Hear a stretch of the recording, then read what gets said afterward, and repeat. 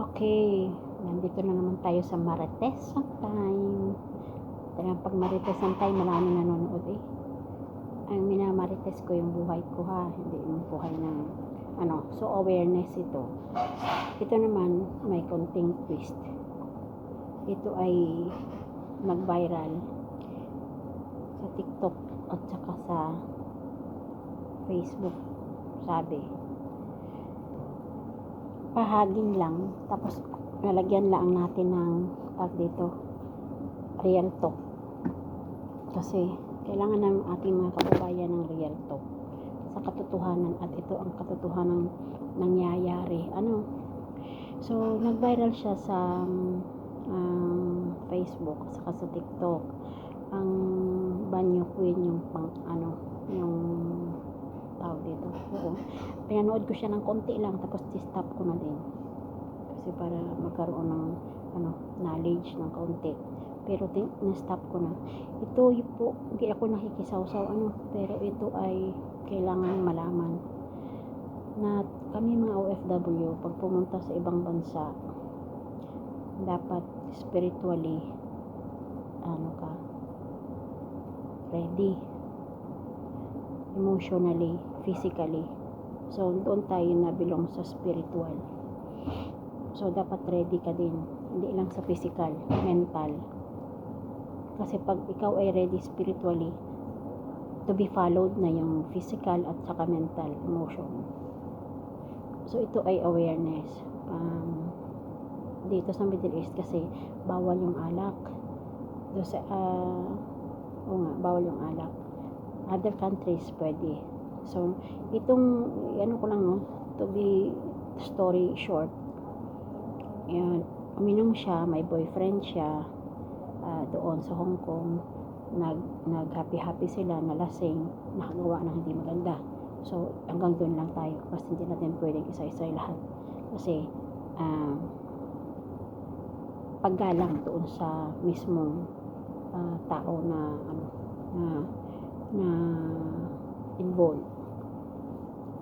So ang pagsisisi ay nasa huli talaga. So pag ikaw ay lasing or malasing, dapat responsibilidad mo yung sarili mo. So pag ito ay ininom ko, ano mangyayari sa akin? Pag ito ba ininom ko, ako ay maalala ko pa yung mga ginawa ko. Pag ito ba ininom ko, kayang kong i-handle yung sarili ko. Pag nalasing ba ako, may mga anak ako masasaktan, or once na makagawa ako ng negative, may masasaktan, may mapapahiya yung mga kamag-anak ko na iwan. Kasi pumunta ka doon sa ibang bansa, hindi lang yung sarili mong dala mo, kundi yung pamilya mo. At the same time, sarili mong bandera yung Pilipinas. Yun lagi yung sa isip natin. Kahihiyan mo, kakahiyan ng lahat. Involved na din lahat, lalo pag OFW, involved na rin yung bansa mo pinanggalingan. Kasi parang ikaw yung salamin eh. Parang ganun yung pagkakaintindi at pagkakaunawa. Pero hindi tayo dito nagja-judge sa tao, kasi hindi natin alam kung ano yung kanyang pinagdaanan, kung ano yung history, kung ano yung So ito'y awareness lang para sa mga tao, para tulad sa akin na nangangibang bansa. So kailangan po nating maging matalino sa pagpili ng kaibigan, sa pagpili ng sasamahan, sa pagpili ng mga taong makakasalamuha. Yun. So kailangan po, kasi merong kapwa mo Pilipino, ikaw ay papahamak bukod doon sa ibang lahi. So mas aware ho tayo doon. So kailangan one step ahead tayo. Once na tayo ay nag-decide, one step ahead tayo na paano kung mangyaring ganito. So kailangan natin ready tayo. Paano kung may mangyari sa akin, may masasaktan, may involved. Ito ay vice versa naman. Pag ito ba ay pinost ko, makapanakit ako ng tao, may masaktan ako, may masagasaan ako, paano kung sa akin ito mangyari? Anong mapakiramdaman ko? Anong mararamdaman ko? So yun yung dapat natin alalahanin. Tayong mga tao, mayroon tayong negative, positive side. Pero lagi natin pipiliin kung ano yung ikakaano ng Panginoon sa atin. Kasi hindi yan mangyayari sa'yo ngayon, bukas, mangyayari din yan sa'yo. So, lagi mong intindihin na paano kung ako ang sa kalagayan nito. Paano kung ako ay nailagay sa ganitong sitwasyon. Yun lagi yung isipin natin, hindi yung isipin natin yung sarili natin dahil tayo ay makagain ng viewers, makagain ng likes, share, ganyan. Hindi po ganun. Hindi po bawal na mag ng kapwa, pero pag ikaw po ay nakasagasa ng damdamin, yun po ay parang yung utang na mo sa Panginoon na konsensya. Kailangan po tayo ay maging humble sa kapwa natin, kasi po credited sa Panginoon na kung ikaw ay nakagawa ng maayos, yun po ay may kabayaran ding maayos sa iyo. So ibig sabihin, vice versa ho yan, na kung ikaw ay gumawa ng mabuti, ang iaanihin mo ay mabuti. Kung ikaw ay gagawa ng masama, gagawa ka rin ng masama.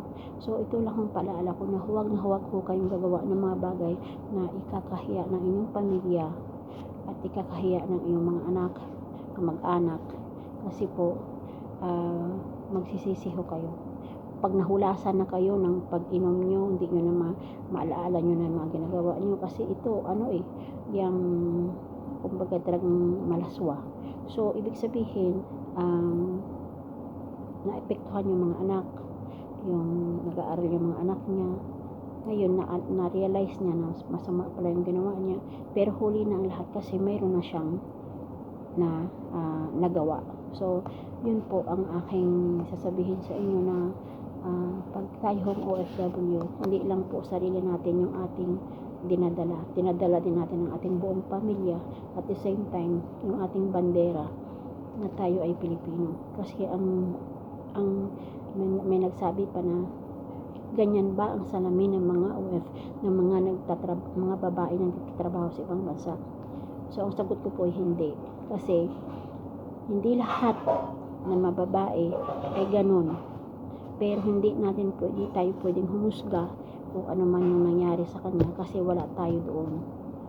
So ipasa Diyos natin na sana maghilom at yung kanyang mga anak ay maging matapang sa pagharap, kasi tao tayo na nagkakamali, at dapat lang na bigyan pa natin siya ng second chance. Huwag tayo agad magsabi na ganun talaga siya or ganun siya, kasi mahirap talaga sa tao na once na may pumasok ng alcohol sa katawan. Hindi bawal ang uminom, kasi nakalagay sa Biblia. Paminsan-minsan kayo ay uminom sa kadahilang sa pagpagod, trabaho, pero ang lahat ng sobra sa katawan ay masama. So ibig sabihin nakasobra siya, hindi niya alam kung anong ginawa niya. So ang nangyari ayun, nag-viral siya. So wag na nating tularan yon, at wag na nating gawin dahil tayo ay mapapasama.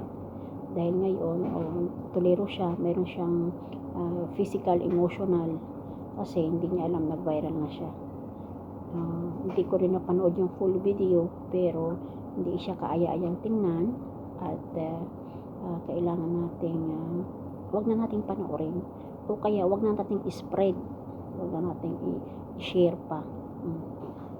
So yun lang po, ito ay awareness sa lahat ng mga tao nagtatrabaho tulad ko dito sa Middle East, kasi dito naman sa Middle East bawal yung alak So kailangan po nating maging physically, yung mentally natin, yung spiritual natin, meron po tayong takot sa Panginoon. Kasi pag may takot ka sa Panginoon, ay hindi ko to gawin, kasi alam ko ang Diyos ay hindi kalooban ng Panginoon. So mayroon ka na agad nagpigil sa'yo na hindi ito kalooban ng Panginoon. So ganun. So yun lang po ang share ko, bawat sa umaga, bawat pagising ay magdasal para yung ating landas na tatahakin ay guidance ng Panginoon. Sige, maraming salamat, and thank you very much again for your likes and subscribe. Uy, pakiusap ko naman, mag-share naman at saka mag-follow sa akin. Okay? Thank you very much. I love you. I love you all. Shout out sa taga Lambunaw at saka taga Batangas.